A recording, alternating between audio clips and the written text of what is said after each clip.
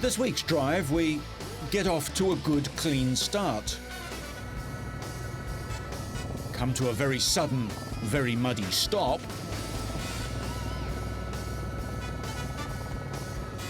And lose all sense of direction. All this and more in this week's Drive.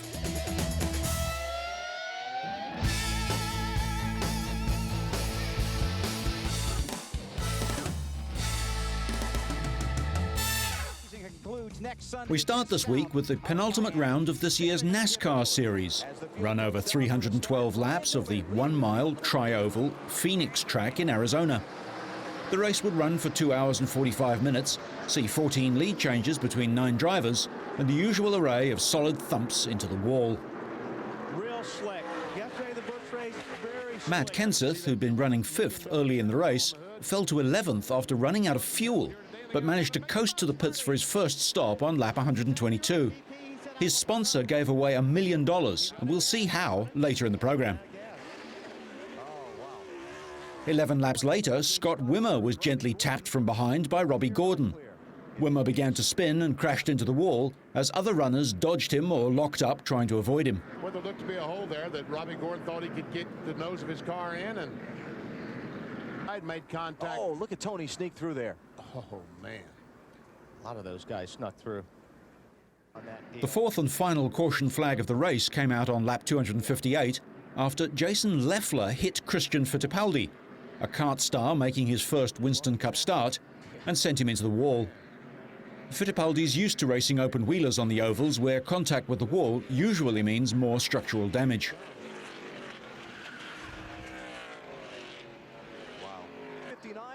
Kenseth took the lead on lap 261 of the 312-lap race after a pit stop, and he stayed in front, cruising to victory ahead of Rusty Wallace. It was his 5th win of the season and 6th in 111 career starts. Tony Stewart, who finished 8th, leads the series by 89 points heading into the final race.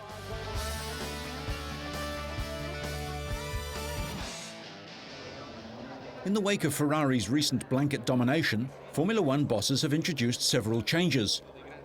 In a recent interview, Ferrari team boss Jean Todt spoke about the next season. I'm more focused about what is coming next, to remain at the same level, to know what we have to improve, to know what we have to do, because I know that the others, they are not happy about their situation, they are the competitors, and they want to take over our leading position. So we really need to be very strong and very, very focused to keep being competitive.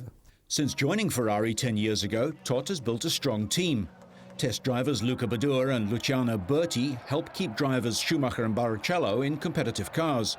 But the drivers themselves also rack up hours of testing and practicing, especially the crucial pit stops where tyres are changed and fuel taken on in a matter of seconds. Despite his sore throat, the 53-year-old Frenchman was happy to describe the key to Ferrari's winning ways. You don't have really secrets, you just have hard commitment, hard working, try to find the best people, the best partners, make people working together, going in the same direction, make sure that your partners are in a comfortable situation to work with you, to develop with you the car, the engine, the motivation. So, I mean, it's a lot to do, to build and then to stabilize the situation and to get the best of the people. It was an extraordinary year for the Italian team. Schumacher was the first driver ever to finish every race in the season on the podium, and the German's 11 wins were the most ever by a driver in a championship.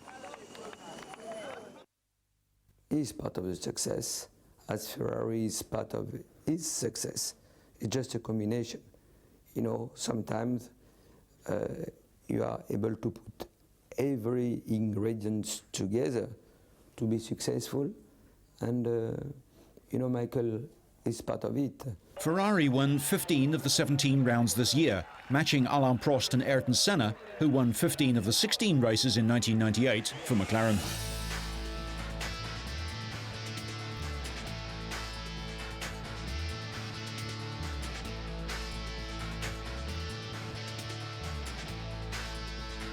The Rally of Great Britain was the final 14th round of the World Rally Championships, and about 150,000 spectators were expected to watch the event. But organisers were aware they couldn't afford a repeat of the incident last year when 13 people were injured when Carlos Sainz's car slid into a bank. Events are becoming shorter and more concentrated, so speeds are higher, the action is more exciting, more people are attracted as drivers push closer to the limit, and the risk of crashing is higher. New measures include better training for marshals, faster medical response, and colour-coded signs to show clear and danger zones, better viewing areas, and spectator safety officials like Sue Sanders-Peppert. I think to try and make any motorsport event accident-free is going to be almost impossible. What we are doing is trying to make sure that we've taken every precaution we possibly can. We put every control in place that we can think of. We've carried out risk assessments on every single viewing area that exists to try and cover all the things that we can possibly foresee to make it as safe as possible. But it is motorsport, it is dangerous, and somebody could be standing in potentially a very safe place and they can still trip, they can still fall, they can still be hit by a stone. Motorsport is a dangerous sport. We can only do our very, very best. Before this year's event, teams got used to the damp and muddy Welsh conditions, very different from the last two dusty rounds in New Zealand and Australia. Subaru driver Peter Solberg believes that moves towards greater safety are to be welcomed, but admitted that the very nature of the sport had elements of danger and that spectators must use common sense as well. We had some crash tests with the car already, so we know the car is very good, and of course safety is an important thing for everybody, and we have to know that rally is a little bit dangerous if you don't stand on the correct places. So, but it seems like everybody's working very hard on that area, and I think everybody's doing their best, and that's the most important thing. Famous for its tough forest stages and changeable weather conditions, the British Rally is usually fast, wet, slippery and challenging. Organisers and teams were hoping for a crash-free finale to the season. In vain, as it turned out. Once the event started, it was the just-crowned world champ Marcus Grönholm who grabbed a familiar early lead, winning the first two stages in his Peugeot, although the trailing bumper showed he wasn't having an easy cruise. From inside, it's clear how hard the Finnish double champion was having to work in the greasy conditions.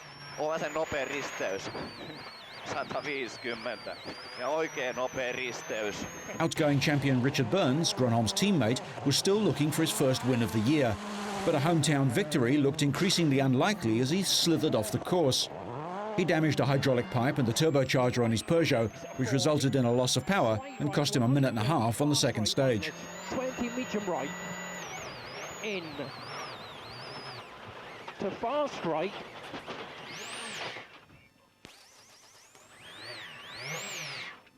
British driver Justin Dale, substituting for the injured Alistair McRae, was unhurt despite rolling his Mitsubishi, but later retired. Colin McRae crashed his Ford Focus on the opening stage and lost more than a minute as spectators struggled to push his car back onto the road.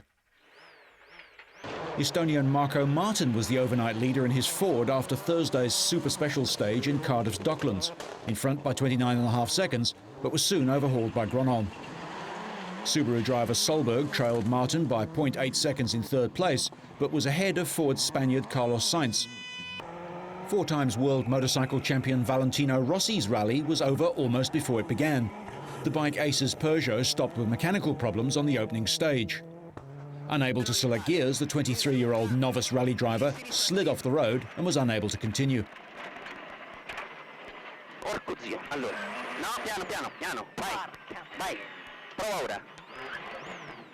Later on the first day, Grönholm, his rear bumper now repaired, mastered the muddy conditions in the Welsh forests to underline his domination of this year's series with 4 fastest stage times.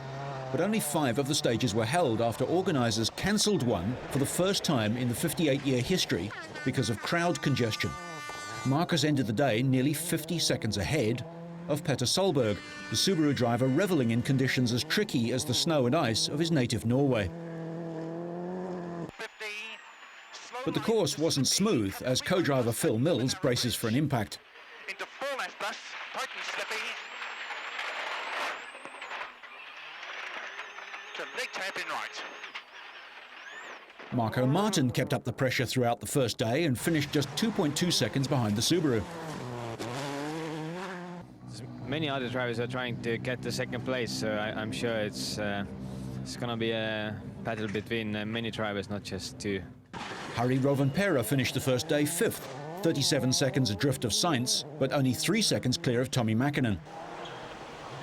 Burns fought back from his earlier crash and resulting mechanical problems to claim 8th place, 2 minutes behind the leader, his teammate Grönholm. Colin McRae, in his final drive for Ford before crossing to the rival Citroën camp, was clawing back the deficit from his earlier mistake. By day's end, he was 7th, a scant 2 seconds ahead of Burns. But at the end, Grönholm was calmly in control. Yeah, they were rutted but not so bad, not so bad. I was expecting more. Victory for the 34-year-old would earn him a place in the record books alongside Didier Auriol as the only drivers to claim 6 wins in a single season. By the third day, Grönholm was maintaining his lead and seemed all set for his place in the record books.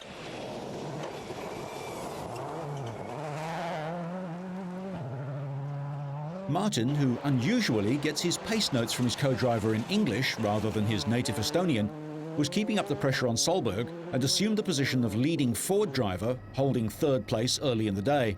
Like Solberg, the rising star was looking for a maiden World Rally victory.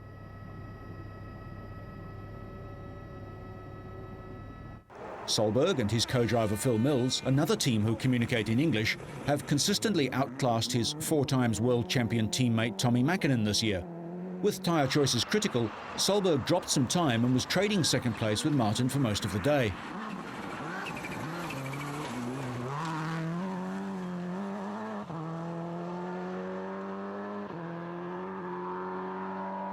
Throughout the day, Sainz maintained his place, staying out of trouble, if not the mud.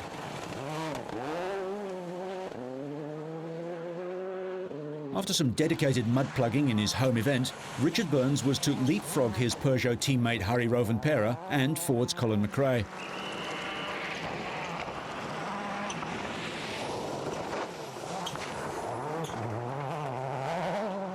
Rovanperä saw his hopes of a podium drifting away as he battled with the greasy conditions. But it was to all go terribly wrong for Grönholm on the 10th stage, as the wheels literally came off his bid for another victory. Grönholm said later that the crash was his fault. He wasn't concentrating. He had a problem with the hydraulic system and wasn't using the shift on the steering wheel, and just wasn't concentrating enough on his driving. He went into the corner on a mud-covered tarmac section too fast. Silly, as he was not, by his standards at least, in a hurry. Despite the severity of the crash, neither driver nor navigator were hurt.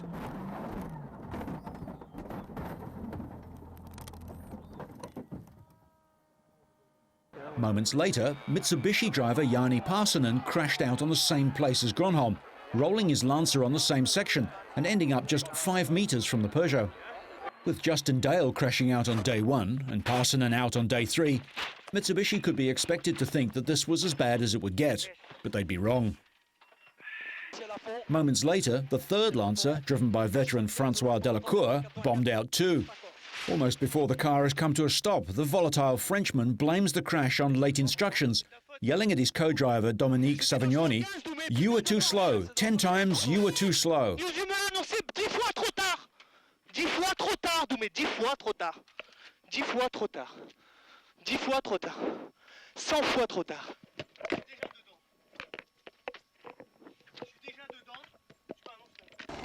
Following Grönholm's exit, Marco Martin ended the day 1.6 seconds ahead of Petter Solberg after the pair had traded the lead.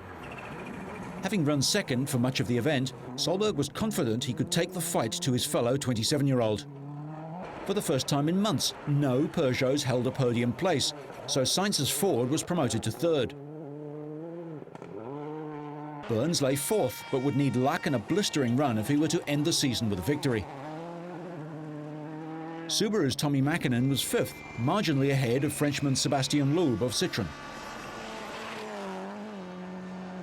Loeb moved up when McRae lost 20 seconds after spinning on the Cardiff Super Special stage, which completed the action for the day. It's a long way to go. I mean, it's too early to say. But definitely, we would like to try our best, and hopefully we can do it. But it's probably the longest day tomorrow, and as we have seen, everything can happen. Teams would tackle a further 4 stages on Sunday's final leg of the rally before the winner was declared in Cardiff. Solberg started 1.6 seconds behind Martin, but took the lead on the opening stage with a blistering pace, gaining 22 seconds in just 56 kilometres. Martin wasn't able to match the pace despite hanging it all out in the attempt. Burns had passed Sainz for third, but fell off the road irrevocably on the penultimate stage in what he described as the smallest crash of his career. No, it's not going anywhere. Right, we need to get out.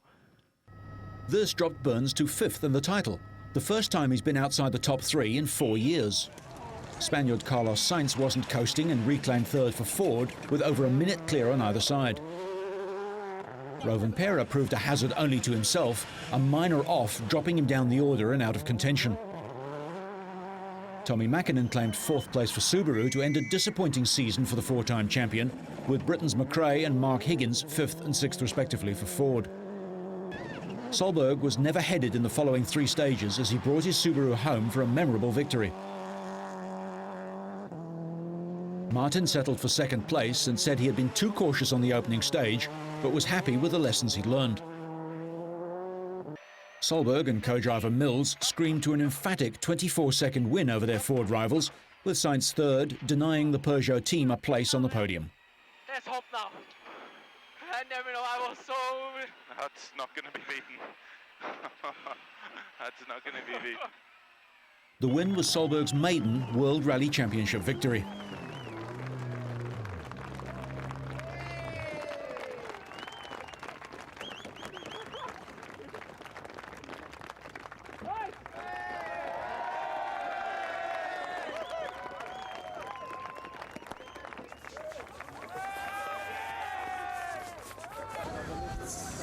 It's incredible, you know.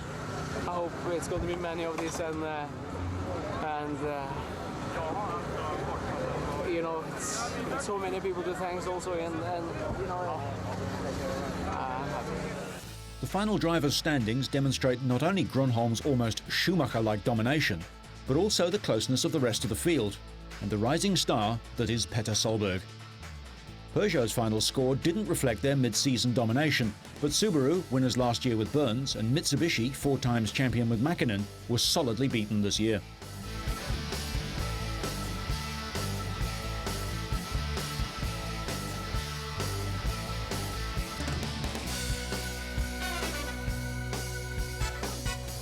The annual non-championship Formula 3 race on the streets of Macau in China is a traditional, uncompromising event where talent scouts often recruit promising drivers for Formula 1 teams.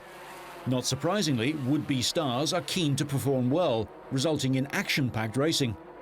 This was the 49th running of the race over the 6.2-kilometre course on the unforgiving streets of the Asian gambling mecca. The cars all run similar Dallara chassis, with a variety of engines.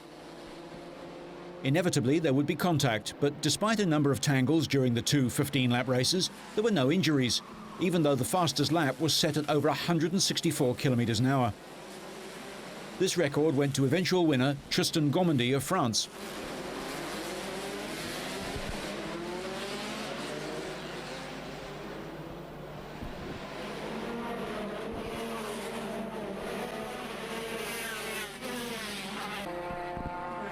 Although it's a junior formula, these drivers are highly skilled and experienced.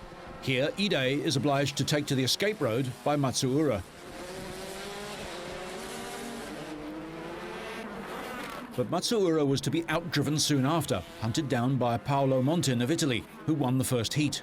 Montin gets by and his rival spins, keen to get off the racing line as other cars squeeze past. Montin won the first heat from pole position, with Gomendy less than a second behind at the final flag. The Frenchman won the second race 2.1 seconds ahead of Heikki Kovalainen, but Montin crashed out. The Frenchman took the lead from the Finn 3 laps from the end after the safety car came out following Montin's crash. In the replay, it's clear that an attempt to power around from a spin in the pack was a thoroughly bad idea and left several cars with nowhere to go. although other drivers politely threaded their way through the debris.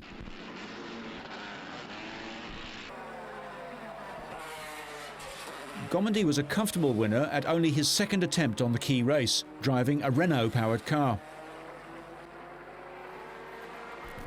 Behind the Finn, Takashi Kogura of Japan was third, with drivers from China, Macau, Japan, Italy, Portugal and the Netherlands making up the top 10.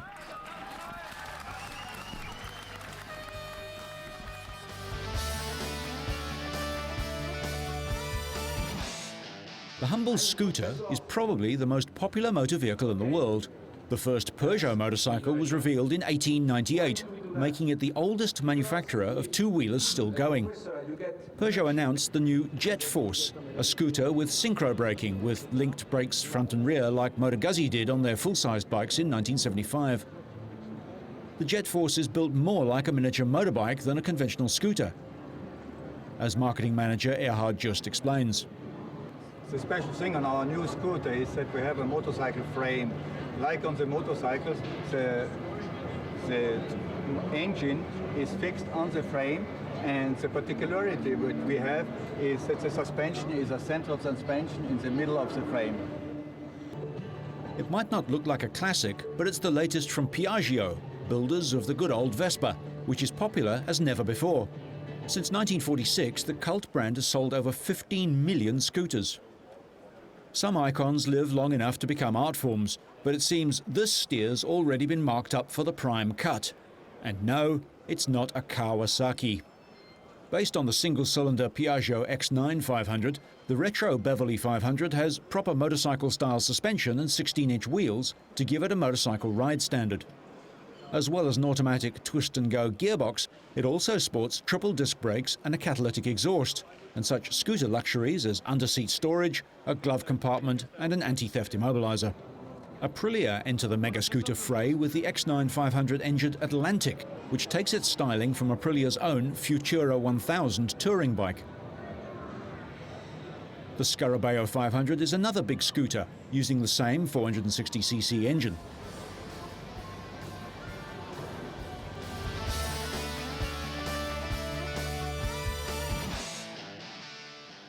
And now we go back to Arizona and the scene of the NASCAR race won by Matt Kenseth. The DeVault $1 Million Challenge began in April when the Tool Company and Chevy Trucks began local contests in 100 cities across America, involving more than 50,000 people. The fastest 460 qualifiers were narrowed to 16 finalists, who each won a 2003 Chevy van worth $29,000 and $2,000 worth of tools for driving 5 screws into a plank. Then, to win the $1 million, the contestants had to drive in 5 more screws in less than 7 seconds. Jonathan Smith did it in just 6.77 seconds to become king of the drill. He beat Mike Fisher to win the competition. I wasn't nervous at all. I've had this thing planned for 8 months, and it unfolded exactly how I had hoped. It's all up here. You just got to block it everybody out.